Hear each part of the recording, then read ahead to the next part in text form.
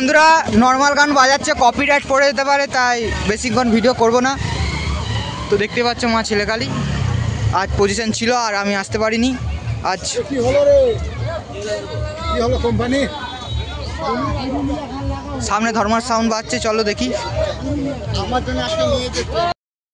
তো বন্ধুরা সেই সেম কেস, মানে নর্মাল গান বাজাচ্ছে ধর্মরাজ সাউন্ড। তো আজ গুড়াবে নবমী, শুভেচ্ছা রইল সবাইকে। তো গুড়াপে আজ যেতে পারিনি, তো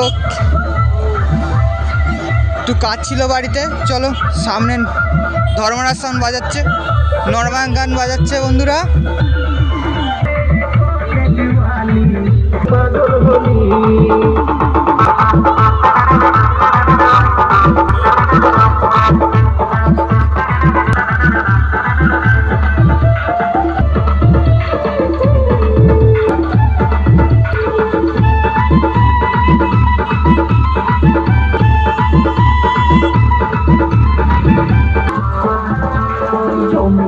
দুনিয়া ঘুরাবো